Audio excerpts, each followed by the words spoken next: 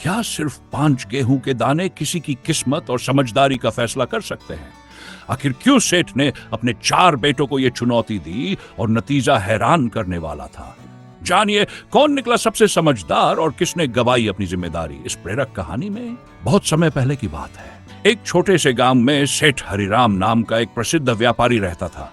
सेठ की संपत्ति, व्यापार और नाम पूरे इलाके में प्रसिद्ध थे। उसके 4 बेटे थे, राजन, करण, विक्रम और अमन। लेकिन एक बात सेठ को हमेशा परेशान करती थी। उसे समझ नहीं आ रहा था कि उसके बेटों में से कौन उसके व्यापार और परिवार की जिम्मेदारी संभालने के योग्य है। सेठ ने अपने जीवन भर की मेहनत से यह संपत्ति बनाई थी और वह चाहता था कि जो भी इसे संभाले वह न केवल इसे बचाए बल्कि इसे और बढ़ाए। एक दिन सेठ ने अपने बेटों को बुलाया। बेटा, सेठ ने गंभीर स्वर में कहा, मैं तीर्थ यात्रा पर जा रहा हूं। मैं तुम सबकी परीक्षा लेना चाहता हूं। बेटे हैरान होकर सेठ को देखने लगे। सेठ ने एक छोटी सी थैली से गेहूं के 5 दाने निकाले और प्रत्येक बेटे को दिए। ये दाने संभाल कर रखना। जब मैं वापस आऊंगा तब तुमसे ये मांगूंगा। मैं देखूंगा कि तुमने इनके साथ क्या किया। बेटे असमंजस में थे, लेकिन उन्होंने दाने ले लिए और अपनी तीर्थ यात्रा करने चला गया।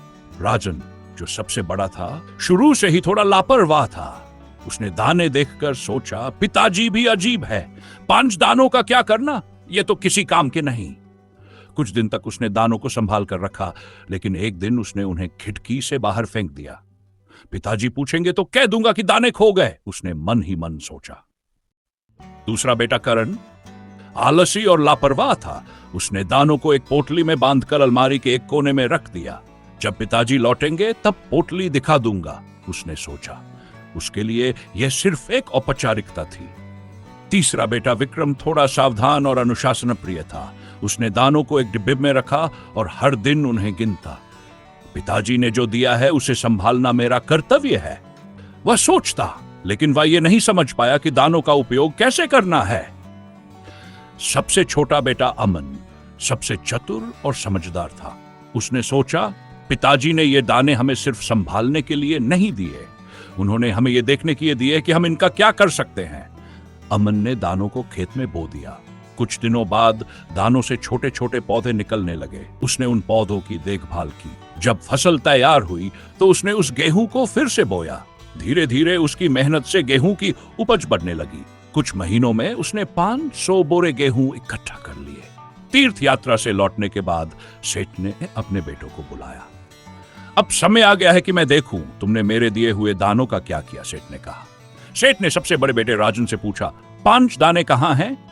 राजन ने झिझकते हुए कहा, पिताजी, वे दाने खो गए। वैसे भी 5 दानों का क्या काम? सेठ ने सिर हिलाया और कहा, तुमने मेरी बात को गंभीरता से नहीं लिया। फिर सेठ ने करण से पूछा। करण ने अलमारी से पोटली निकाली और कहा, पिताजी, मैंने दाने संभाल कर रखे हैं, ये लीजिए। सेठ ने दाने देखे। वे पुराने और सड़ चुके थे। तुमने इन दानों का उपयोग नहीं किया, ये आलस्य का परिणाम है, सेठ ने कहा। तीसरे बेटे विक्रम ने 5 दाने लाकर सेठ को दिए और कहा, पिताजी, मैंने इन्हें बड़े जतन से रखा, हर दिन गिनता रहा। सेठ ने कहा, तुमने इन्हें संभाल कर रखा लेकिन इन्हें बढ़ाने की कोशिश नहीं की, यह केवल कर्तव्य निभाने जैसा है। अंत में सेठ ने अमन से पूछा। अमन मुस्कुराया और बोला, पिताजी, चलिए मेरे साथ। अमन सेठ को गोदाम में ले गया। वहां 500 बोरे गेहूं रखे थे। सेठ ने हैरानी से पूछा, यह सब कैसे हुआ? अमन ने पूरी कहानी सुनाई कि कैसे उसने दाने बोए, फसल उगाई और मेहनत से इसे बढ़ाया। सेठ ने सभी बेटों को बुलाया और कहा, यह मेरी परीक्षा थी। मैंने देखा कि तुम में से कौन जिम्मेदारी निभाने और संपत्ति बढ़ाने के योग्य है। सेठ ने अमन की ओर देखा और कहा, मैं अपनी सारी संपत्ति और व्यापार की जिम्मेदारी अमन को सौंपता हूं। राजन, करण और विक्रम शर्मिंदा थे, लेकिन उन्होंने अमन की प्रशंसा की। निष्कर्ष, इस कहानी से हमें यह सीख मिलती है कि जो कुछ हमें हमारे पूर्वजों से मिलता है उसे केवल संभालने के लिए नहीं बल्कि अपनी मेहनत और समझदारी से बढ़ाने के लिए उपयोग करना चाहिए। कहानी का अंत। अगर आपको हमारी ये कहानी पसंद आई हो तो कृपया हमारे चैनल को लाइक करें, सब्सक्राइब करें और अपनी राय कमेंट में जरूर बताएं। आपका समर्थन हमें और बेहतरीन कहानियां लाने के लिए प्रेरित करता है। धन्यवाद।